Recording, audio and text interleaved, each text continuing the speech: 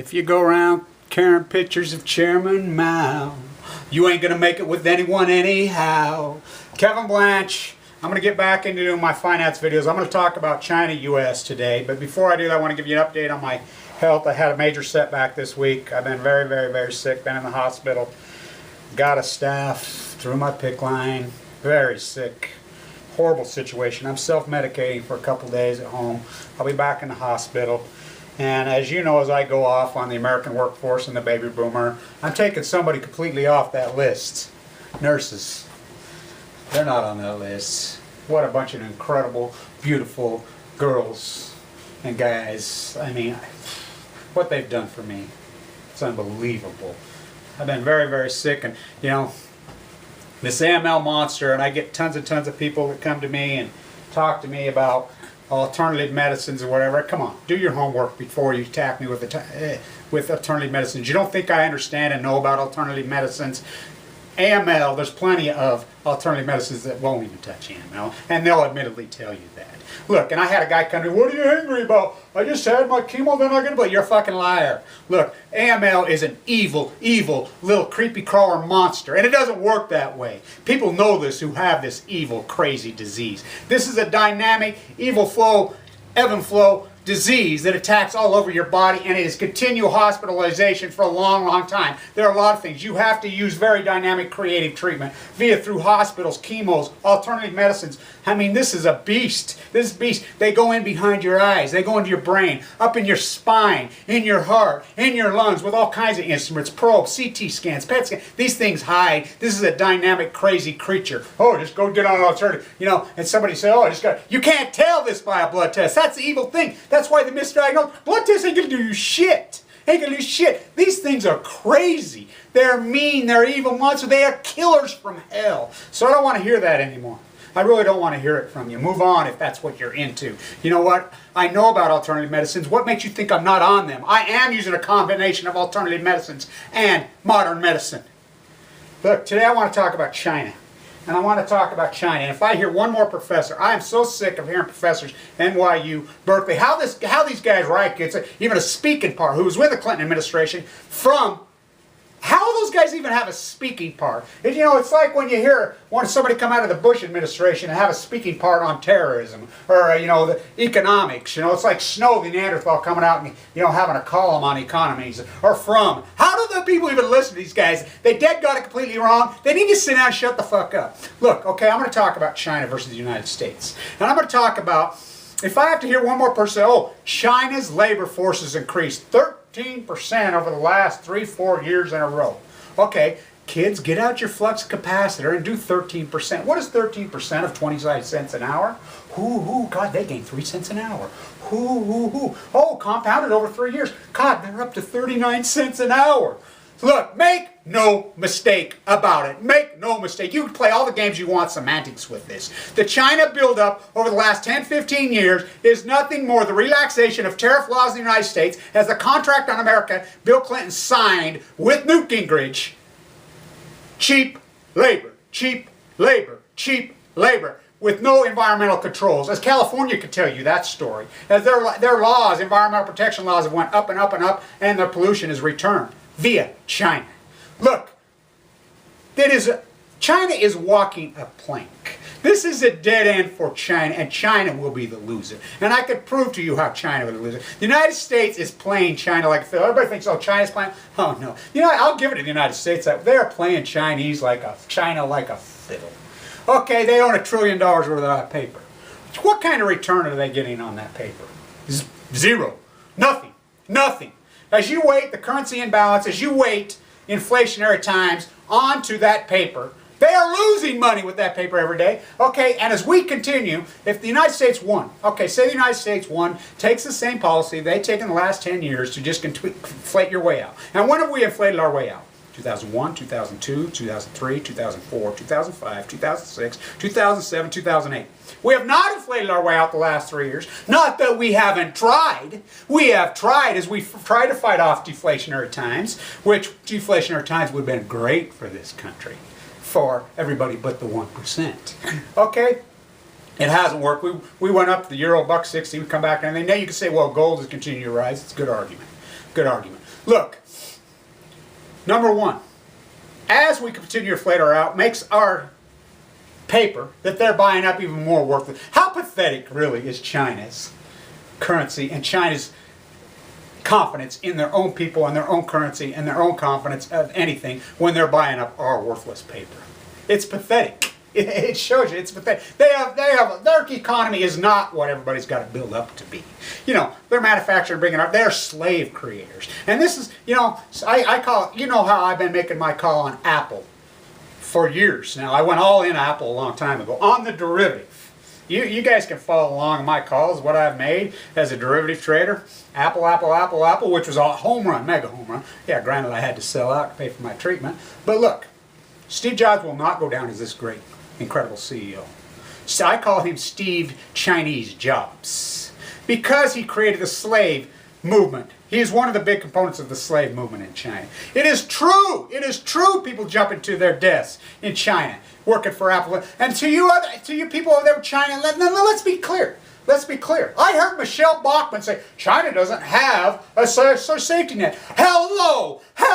China is communist. They are communists. They are a social safety net from the day they're born to the day they die. They're told what to do, how to do it, when to do it, and why to do it from birth. They are communists. We fought Korea. We fought Vietnam to fight off the parallel of communism. They are still communists. Tiananmen Square. Hello, did you forget? My God, this country is ignorant. Look, yeah, as we are outraged about slavery in the South and the Jim Crow South, which we should be, but we're not as long as it's over there, out of sight, out of mind. They are slaves. Make no mistake about it. And wage inflation, another thing that's going on, a lot of people don't want to talk about. There are actually places in Indonesia where people are paid zero. That they're even cheaper than that. It's going on. Because, why are they doing it? Because they can. Look, that's one, how China is walking the plank. This is a no-win situation for China. As we continue to deflate our out, their paper becomes even more worthless. Two, tariffs. And if you think, tariffs, look, we had tariffs from 1776 to 1994. Okay, as Newt Gingrich and the Ayn Rand philosophy via the Fed, Alan Greenspan and his 1% rate when inflation's going up created this monster here and in Europe because we are the reserve currency and Europe had to follow suit with us because it creates a carry trade and Iceland proved that. That philosophy has failed. It's been a short-term 15-year experiment that has failed. And if you don't think the Arab Spring, the freak of protests in Greece that are going on all over Europe, the Occupy Wall Street is the same thing. It is pro-democracy, pro-democracy, pro-democracy. China has nothing to do with democracy. Absolutely nothing to do with it. They're so far removed from democracy, so they remember Tiananmen Square. They are communists. The young people know this. Matter of fact, Steve Jobs tells Barack Obama right to his face. The Jobs left here, went to China, and they're never coming back. Well, I got news for Steve Chinese Jobs. And me, and every one of you watching. The only thing not coming back is us.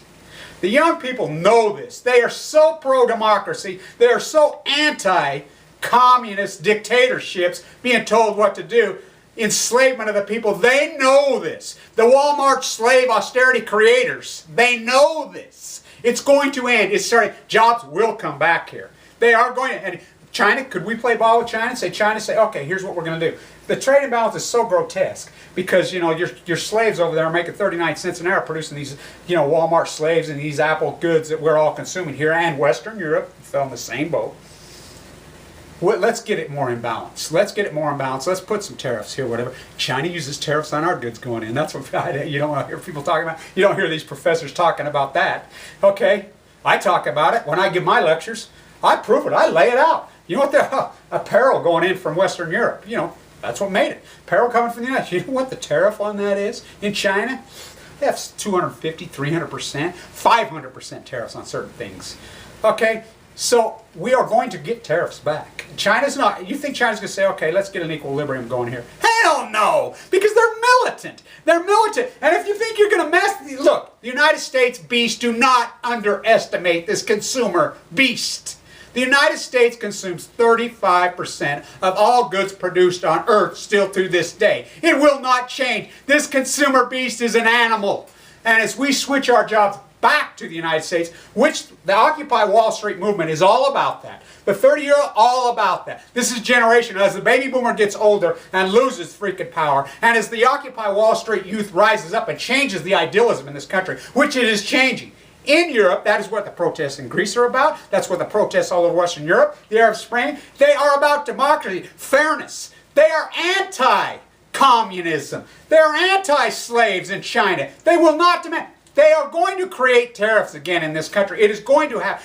Jobs are going to come back. People are willing to pay more for their goods because their jobs are going to increase by 5% or 50% as their goods increase by 30%, or their job increases by 400% as their goods that they consume increase 40%. Do the math. You go from a job that's going to make $100,000 a year down to 30, yet you save $60 a week at Walmart. Wow. Do the math. They're smart enough to do the math. So China is going to lose. China is walking the plank. And if I hear one more professor, I hear what's her name from NYU speak, and she has Chinese descent. She is so up. NYU has went so far downhill. It is unreal. You know, Harvard, if you guys think, oh, all these major, well, our university, we used to be #1 in the country. We went off a cliff. We're pathetic. You know, Harvard, if you think Harvard's all that, you think they're all that school, but I'm sick of it. Harvard, their endowment in the meltdown of 2008 lost 50%. Oh, they're real smart. Our endowment that I used to co-manage, you can go ask any one of these guys. In 2008, I made them hedge some of their things. They refused. They were fools. I resigned over the thing. But I did save them a lot of money. But look, China's going to lose. They are going to lose. They're walking down a dead end. Jobs are going to come back here because the Occupy Wall Street movement, the youth of America understand. They are sick of this 15-year experiment. The Ayn Rand, freaking Alan Greenspan philosophy playing that fucking game on us. As the 1% rate, while inflation's going out, they know that is nothing more than a trick to give power to the 1%. They know that freaking kicking the can down the road, inflating away, is a way to give power to the 1%. Deflation is good for 99% of us. They understand this. They understand that they don't want your Walmart Chinese goods, that they will buy goods here and pay a little bit more as their tax base will rise up, as their job base will rise up, as their schools will rise up, as their roads will rise up. That's what they want. That's what they want. And this is freaking, make no mistake about it. The United States, China, that has happened. It is not flattening out the world. Read what Hamilton, read what people were talking about clear back then about Chinese goods coming into America, cheap Chinese goods coming in, Asian goods coming into America then. You know, clear back in 1776. Oh yeah, Hamilton created tariffs. He knew what he was doing. Clear back then. We had it. When we had the strongest middle class in the history of the world, 45, 55, 65, huge tariffs. We've made our own. We're going to start making our own again. And Steve Jobs says, we're never coming back. China, the only thing ain't never coming back is any of us. This is generational. China is going to lose on this thing. And if they think they're going to mess with this military-industrialized complex beast that we have, good luck. That ain't never happening. This, which is sad, this big freaking monster that we've created. The jobs will come back. China's the ones that's being played. China's not playing us. The United States is playing China. They're buying up that worthless paper. Kevin Blanch. Stay tuned.